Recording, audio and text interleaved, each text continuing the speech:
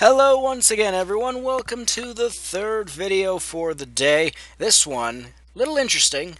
I apologize to Miyamoto. Now you're thinking, apologize for what? You might remember when Starfox Zero was delayed, I was a little cranky. Now granted, remember, I've explained time and time again that it wasn't just the delay for Starfox Zero that really pushed me over the edge. It was just a grand accumulation of a number of things.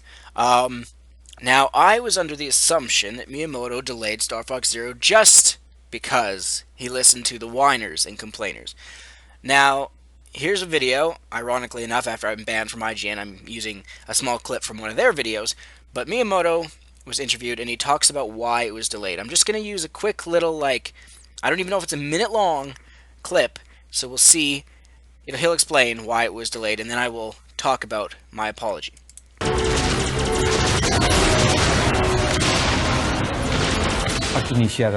Obviously, I have to apologize to everyone because originally we had planned to release it in the fall, but we extended the project a bit.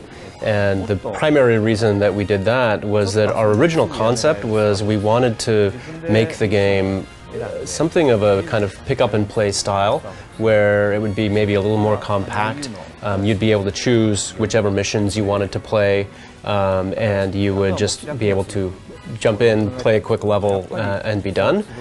And what we found was that when we showed that style and that concept to Starfox fans, the feedback that we got was, no, we want it to feel more like a real Starfox game. And so we put a lot of effort into adding the maps and making it feel like a more robust, bigger Starfox game. So there you go. There you have it. The reason, apparently, was Nintendo, or Miyamoto, did indeed listen to the complaints, and I guess for some reason Miyamoto had the idea that Starfox Zero should be pick up and play, where you can play any mission at any point. You don't have to go through a story or anything. You can just play it, pick a mission, and play it. And people didn't like that. They told him, no, you gotta do proper Starfox. And he's just like, you know what, you're right. And he changed it. So I'm kind of surprised Miyamoto would have done that, but I guess it's good that he caught this.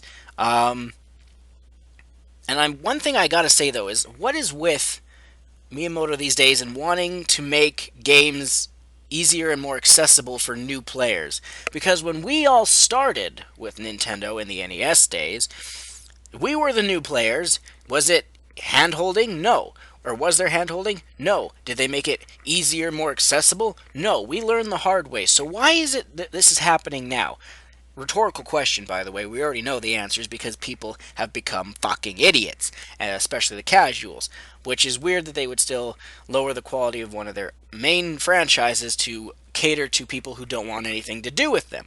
But anyway, so yes, I am apologizing to Mr. Shigeru Miyamoto. He's never going to hear this, obviously. This is just a random guy on YouTube. But either way, I apologize for losing my cool way back in that video. I'm glad that we're getting, quote, a more proper Star Fox.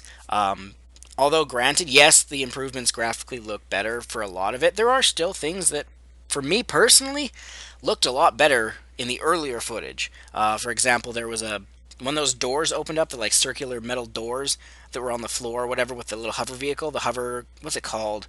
I forget. But anyway, there was a big orange beam of light that shot out of it, and before it looked like an energy beam. Now it's just like a solid orange cylinder brick that just shoots up, so it looks ugly. But anyway, so I'm glad that we now know why the game was delayed, and yeah, I don't have much more to say. Sorry, Miyamoto. Still looking forward to Starfox Zero. And now we got one more video to do. We'll see you then.